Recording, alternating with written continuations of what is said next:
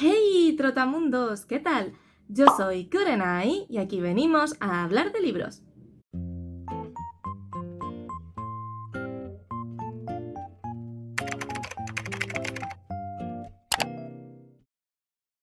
Yo creo que en verano hay dos tipos fundamentales de lectores. Unos que aprovechan para leerse los tochos que no han podido leerse durante el resto del año, porque al fin y al cabo se supone que en verano tenemos vacaciones, por lo tanto tenemos más tiempo, por lo tanto podemos invertir más tiempo en leer e invertir más tiempo en leer todos esos tochos que no hemos podido leer el resto del año. Y luego está el otro tipo de lector que en verano quiere leer, pero con el calor se siente muy agobiado, no le apetece leerse lecturas densas y entonces tiende más a leerse libros cortos o libros ágiles o libros adictivos. Yo la verdad es que en verano soy una mezcla de ambas. En verano aprovecho para leerme libros tochos que tengo pendientes en mis estanterías y también hay veces que necesito libros ágiles, libros frescos, libros que me enganchen, sobre todo cuando me voy de vacaciones, que no me apetece llevarme un libro de 1000 páginas, así que busco libritos cortos que pueda leerme en mis ratos de piscina, mis ratos de playa, etc. Así que hoy os he traído un vídeo para ese segundo tipo de lector que prefiere leerse libros cortos, libros ágiles, libros adictivos. También si os interesa os puedo traer otro vídeo donde os recomiende tochos para aprovechar y leer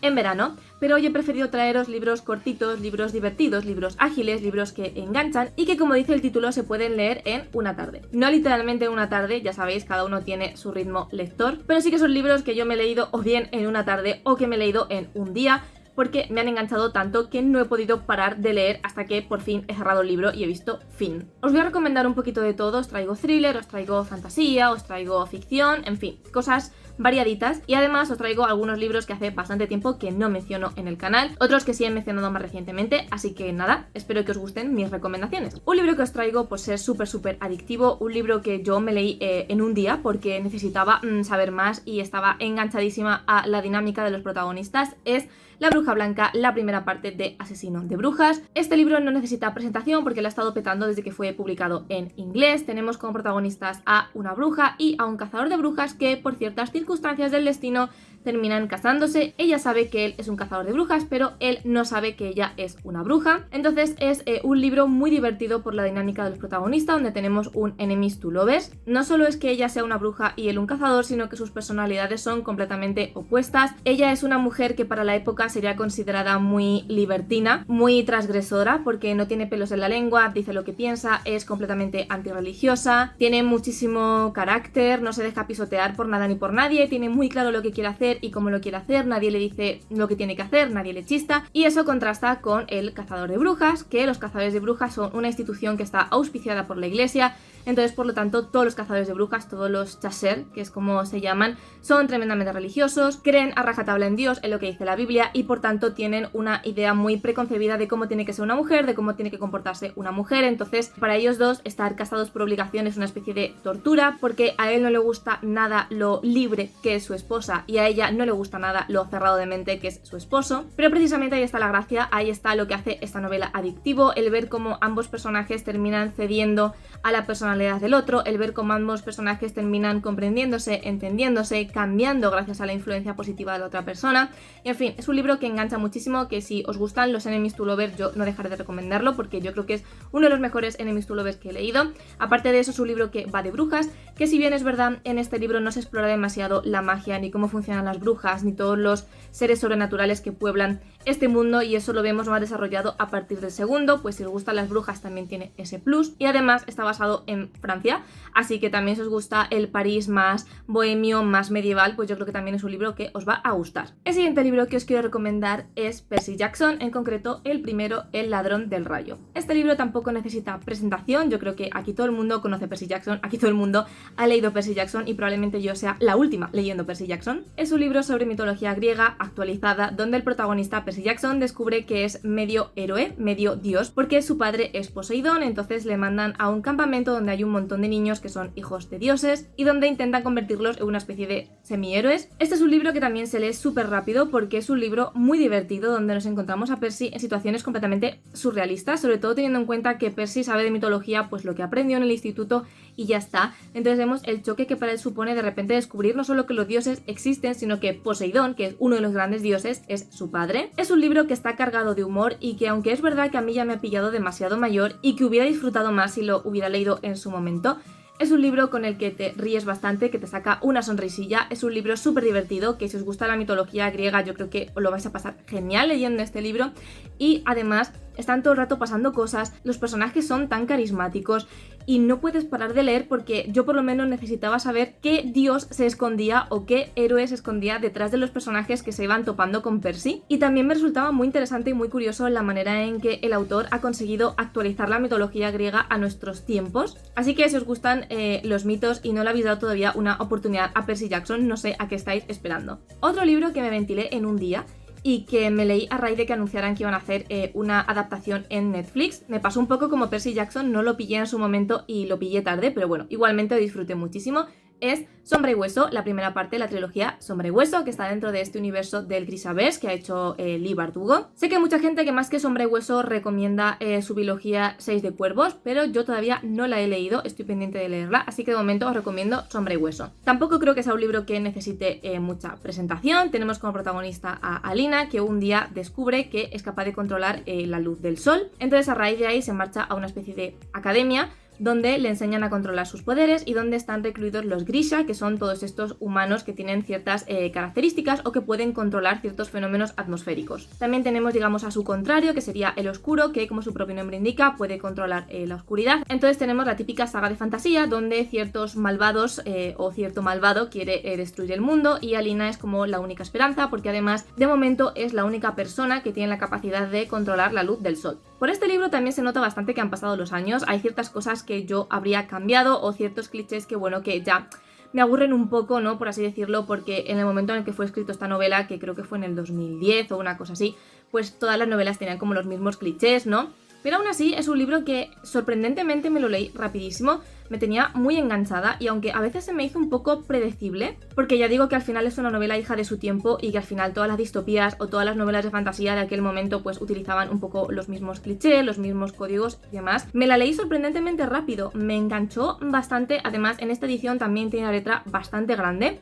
Y tardé como más o menos un día en leerme el libro y tal. Y si vais con la mentalidad abierta, si vais con la mentalidad de que esta novela fue escrita en el 2010 y por lo tanto hay cosas que a lo mejor habría que actualizar o hay cosas que a lo mejor pues se quedan un poco cortas y demás, aún así os las recomiendo. Sobre todo si queréis adentraros en 6 de Cuervos, que bueno, que es verdad que no hace falta leerse esta trilogía para leerse 6 de Cuervos, pero bueno, a mí siempre me gusta leerme las cosas por orden. Y aunque como ya digo, a esta trilogía de Sombra y Hueso llegué bastante tarde, me gustó más de lo que cabría esperar y también, como ya os he comentado y por eso está aquí, es un libro que se lee rapidísimo y que en un día te lo puedes ventilar tranquilamente. Otro libro que me puse a leerlo por la mañana y no paré de leer hasta que lo terminé, o sea, literalmente estuve todo el día leyéndome esta novela solo para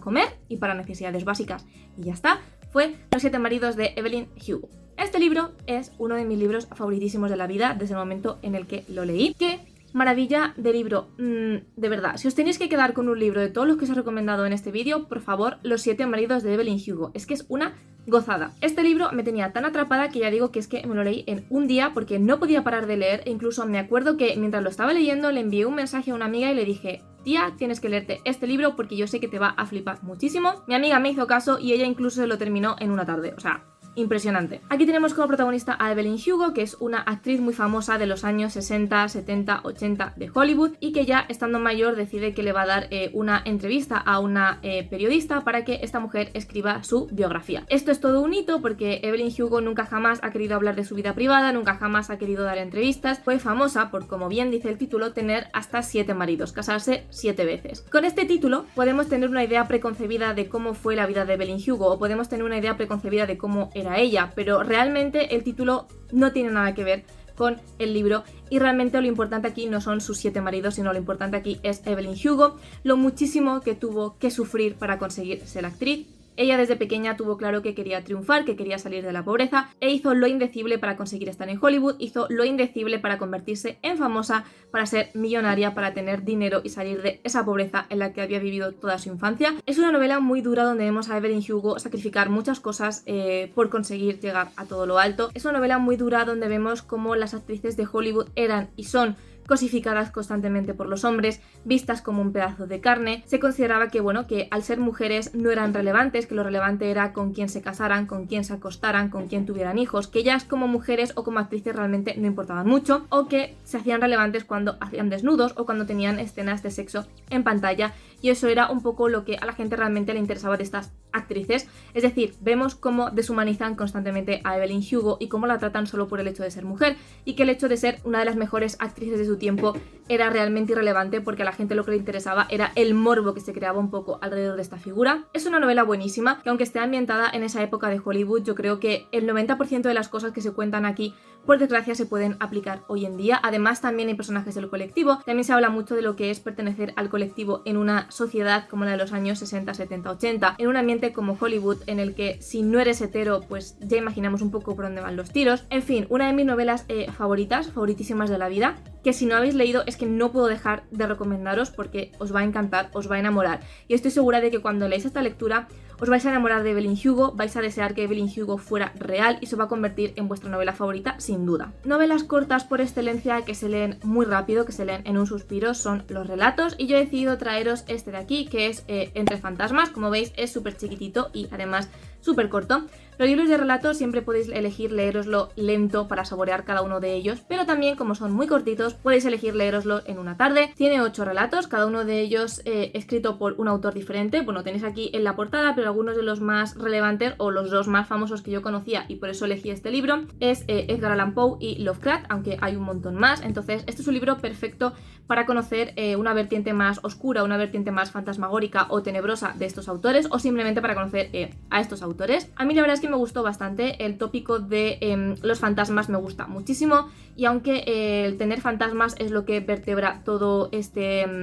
toda esta antología de relatos, lo cierto es que cada uno es muy diferente, todos son muy diferentes entre sí, tanto el estilo del autor como la manera que tienen en construir esa atmósfera lúgubre. Hay algunos relatos que es verdad que te ponen los pelos de punta, otros relatos que, bueno, que son interesantes pero no van mucho más allá. Es lo que pasa con todas las antologías, que hay relatos que te gustan más, hay relatos que te gustan menos, pero bueno, si os gustan los relatos y os gustan los relatos así un poco de miedo y los relatos de fantasmas, esta antología es muy recomendable. Y ahora os voy a recomendar unos cuantos libros que no tengo en físico, así que iréis viendo las portadas por aquí, por la pantalla. Un tipo de libro que se lee así súper rápido, en media hora, que te lo quitas en un ratito, son las novelas gráficas. Y de todas las novelas gráficas que he leído, hoy quiero recomendaros Laura Dean me ha vuelto a dejar. ¿Era así el título? Sí, es que siempre confundo a Laura Dean con Lara Jean, que es la protagonista de A todos los chicos de los que me enamoré, entonces siempre las cruzo. La protagonista es Freddie, que está saliendo con Laura Dean. Laura Dean es como la chica más carismática, más divertida, más extrovertida, más guapa del instituto. Tiene tanto a chicas como a chicos comiendo de su mano, porque sería como la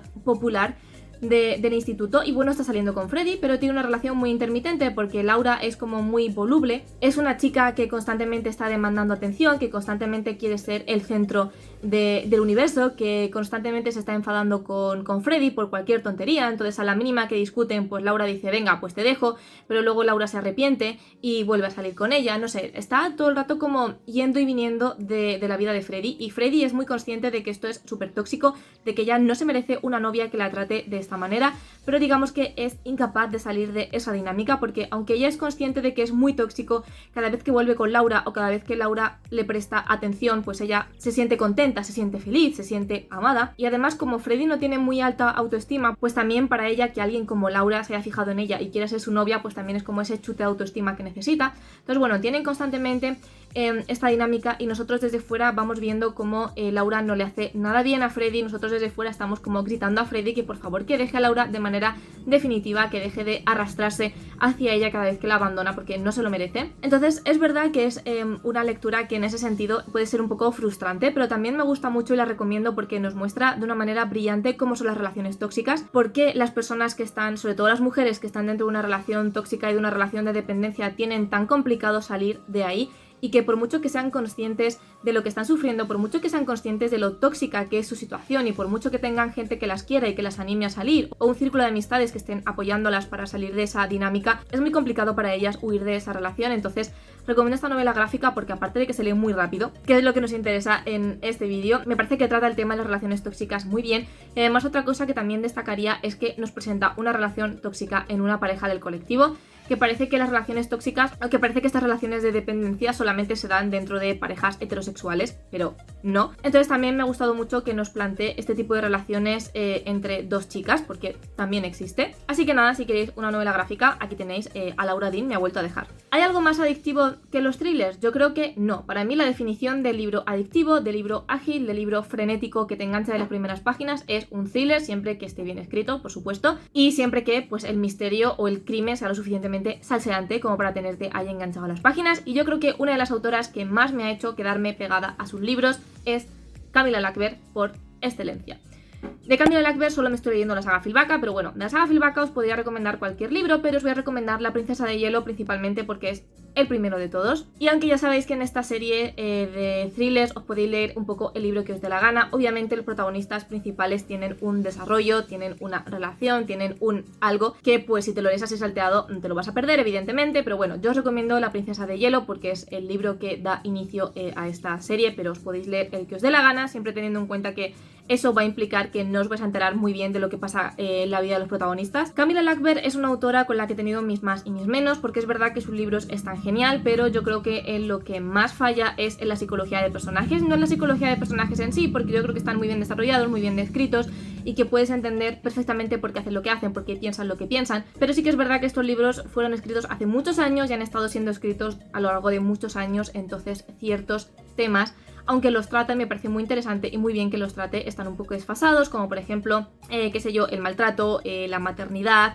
las relaciones tóxicas, los roles de género, el machismo, el feminismo o por ejemplo las cuestiones relacionadas con el colectivo. Es verdad que en esos puntos hay veces que algunas cosas me chirrían y me vuelven un poco a viejuno, pero también hay que entenderlo e ir con la mentalidad de en qué momento fueron escritos estos libros, y aún así me parece que el esfuerzo que hace la autora por meter estos temas de crítica social en unos thrillers que realmente no tendría ni siquiera por qué hablar de eso, me parece bastante loable, aunque ya digo que si lo queréis leer tenéis que ir un poco con esa mentalidad de que están escritos en el tiempo en el que están escritos, y obviamente pues en aquel momento estos temas a lo mejor no se hablaban tanto, o estos temas la manera en que se trataban no era la manera más adecuada desde una perspectiva más actual. Pero bueno, al margen de eso, todos los libros que escribe esta autora son súper adictivos. Dentro de una saga tan larga pues evidentemente hay libros que están mejor, hay libros que están peor, hay crímenes que son más interesantes, hay crímenes que son más aburridos, pero bueno, en La princesa de hielo tenemos como protagonista a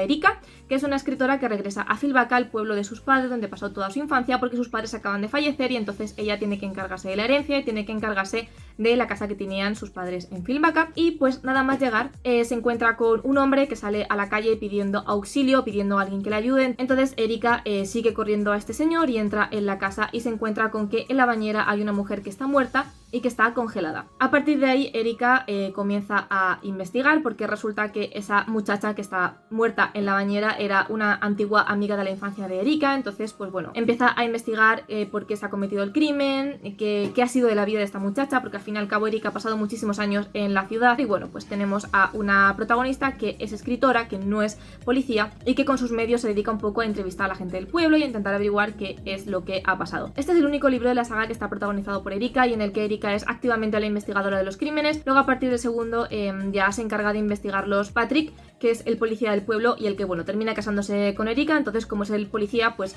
vemos los crímenes desde su punto de vista, pero bueno, aún así es una saga que recomiendo muchísimo y yo creo que en general todos los libros de Camilla Lackberg son súper adictivos y te los lees en una tarde. Seguimos con thriller, ahora un thriller un poco diferente, un thriller más tirando a lo psicológico, y es La casa al final de Needless Street de Catriona Ward. Este thriller es adictivo más que nada porque tienes la imperiosa necesidad, o al menos yo, de entender qué es lo que está sucediendo en esta novela. Esta novela nos cuenta la historia de una muchacha, de una niña que desapareció hace muchísimos años en un lago cuando estaba de vacaciones con sus padres. De repente desapareció de la nada y nadie supo qué es lo que había ocurrido con esta niña. Comenzó a hacerse una investigación, pero la policía nunca llegó a entender cómo la niña se había esfumado de la nada, si alguien se la había llevado, si estaba muerta, si seguía viva. La investigación se estancó porque no había ningún tipo de pista. Lo único que tenían era a un hombre como posible sospechoso del supuesto rapto o asesinato, porque no se sabe muy bien de esta niña, pero nunca se llegó a encontrar nada que relacionara realmente a este hombre con la desaparición de la niña, más que nada pruebas circunstanciales. Entonces la protagonista es la hermana de esta niña desaparecida, que decide mudarse a la casa de al lado de este sospechoso, porque sigue viviendo en el mismo sitio, e intentar averiguar si realmente él fue quien secuestró o asesinó o lo que sea a su hermana pequeña, y averiguar lo que pasó con ella, si sigue viva, si no sigue viva y todas estas cosas. Es un thriller sobre todo psicológico, donde tenemos dos puntos de vista. Por un lado, el de la hermana mayor, que está realizando esta investigación, y por otro lado, el de este sujeto, el de este señor, que supuestamente secuestró, asesinó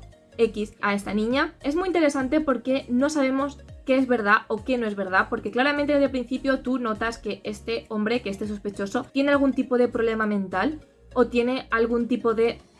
algo, como que el cerebro no le termina de funcionar bien, como que según vas leyendo su punto de vista hay cosas un poco raras, hay cosas que no terminan de cuadrarte. Entonces es muy interesante meterse en la psicología de este personaje, muy interesante intentar averiguar qué es verdad de lo que te está contando, qué no es verdad de lo que te está contando, si las cosas que te está diciendo son producto de su imaginación o tienen algo de realidad, y a raíz de esa realidad él, según su psicología, lo ha transformado en otra cosa. Aquí no tenemos una trama súper trepidante o súper frenética donde intentamos averiguar quién fue el asesino o quién fue el secuestrador o quién fue el X, si realmente fue este señor o no, sino que la autora se centra más en la psicología de este hombre y en que el lector intente dilucidar qué es lo que nos está contando este señor realmente, y si lo que nos está contando nos va a ayudar a nosotros y a la hermana a entender qué fue lo que pasó aquel día, o a entender por qué esa niña desapareció. Es un thriller que no puedo calificar como thriller al uso, pero sí que os puedo asegurar que yo no dejé de leer hasta que descubrí qué estaba pasando, y además la resolución fue completamente asombrosa, no me lo esperaba para nada. Es verdad que ciertas cosas sí que te las ves venir, porque al final como que entiendes por dónde van los derroteros y comienzas a entender a este personaje, pero de verdad que la resolución me dejó absolutamente pasmada, me quedé loca, no me lo esperaba para nada. Así que os recomiendo muchísimo darle una oportunidad a esta autora. Además están trayendo más novelas de ella al español. Esta creo que fue la primera novela que tradujeron, y tengo unas ganas locas de volver a leer algo de ella, porque desde luego este libro me dejó súper impactada. Otra novela que os quiero recomendar es La Iglesia, no recuerdo el autor. Esta es una novela de terror paranormal, donde tenemos como protagonista a un cura que es profesor en un colegio religioso, quiero recordar, y entonces un día tiene un altercado con un alumno. Entonces sus superiores deciden que para que esto no escale demasiado o para que esto no afecte a la escuela, le mandan a una iglesia en Ceuta, Melilla, no recuerdo, por ahí, creo que era Ceuta, que es una iglesia destartalada que hace años que está cerrada, pero que están pensando en rehabilitarla. Entonces mandan allí al cura para que se encargue de la rehabilitación de la iglesia. Cuando comienzan a hacer las obras, descubren que debajo de la iglesia hay una especie de cripta bastante tétrica, bastante tenebrosa, bastante sanguinaria, donde pues al entrar empiezan a encontrar cosas un poco sospechosas, y lo más raro es que encuentran la figura de un Cristo que destaca sobre todo por su expresividad, y que la manera en que está hecho da la sensación de que el Cristo está vivo, de que en cualquier momento se va a desprender de la cruz en la que está crucificado y va a comenzar a andar. Entonces es un Cristo que da mucho mal rollo, y más teniendo en cuenta el contexto en el que se encuentra y en la cripta en la que se encuentra. Entonces el cura, movido un poco por la curiosidad de por qué está ahí encerrado ese Cristo, porque además estaba tapado y todo, o sea que por qué en vez de estar expuesto en la iglesia o expuesto en otro sitio, lo tenían ahí encerrado en una cripta tan rara, y comienza a investigar, y entonces comienza a descubrir cosas un poco siniestras acerca de eventos que fueron vividos en esa cripta. Y no solo eso, sino que a raíz de que esa cripta haya sido abierta, están comenzando a ocurrir cosas demasiado extrañas, cosas cuyo único punto en común es que las personas a las que les están sucediendo han estado en algún momento en esa iglesia después de que la cripta fuera abierta. A mí las figuras de las vírgenes, de los cristos, siempre desde pequeña me han dado muchísimo repelús, siempre he tenido muchísimo respeto, no me gustan, me dan como mucho mal rollo. Es verdad que son tallas muy bellas, muy hermosas y tienen un valor histórico de la leche y todo lo que tú quieras, pero a mí siempre me han dado muchísimo mal rollo. Entonces, que en este libro nos hable de el mal rollo intrínseco que dan estas figuras con elementos paranormales, con esta circunstancia de me encuentro un Cristo que es tan realista que parece que se va a poner a hablar en una cripta lúgubre, llena de velas, llenas de restos resecos, de manchas de sangre, etcétera, pues a mí me llama muchísimo la atención y me lo leí, y es un libro que te pone los pelos de punta. De verdad os lo prometo que este libro pone los pelos de punta. Yo creo que es la única novela que me he leído de terror, una de las pocas novelas que me he leído de terror que realmente me ha hecho pasar miedo. La manera en que está todo descrito, la manera en que el autor te cuenta las cosas, de verdad, o sea, si sois personas caguetas o si sois personas aprensivas con estas cosas, No os recomiendo esta novela porque da un mal rollo que flipas y yo de verdad que es la única novela que me ha puesto los pelos de punta y en las escenas así un poco más paranormales, de verdad, yo lo he pasado mal, o sea, lo he pasado mal. Pero vamos, que si os gusta el terror, lo gótico y todo esto, de verdad que os la recomiendo muchísimo porque es buenísima. Y ya el último libro que os quiero recomendar, que este también se lee súper rápido, sobre todo porque es un libro ilustrado, es Alma y los 7 monstruos de Iria G. Parente y Selene M. Pascual. Este es un libro muy bonito donde se nos habla de la depresión desde el punto de vista de una niña. Entonces lo que hacen las autoras es hablarnos de los síntomas que puede causar la depresión, convirtiendo a cada uno de ellos en un monstruo. Entonces vamos viendo a esta niña, que es Alma, que de repente estos monstruos le va surgiendo de debajo de la cama, que de repente estos monstruos va surgiendo de la nada y se le van colgando en la espalda, se le van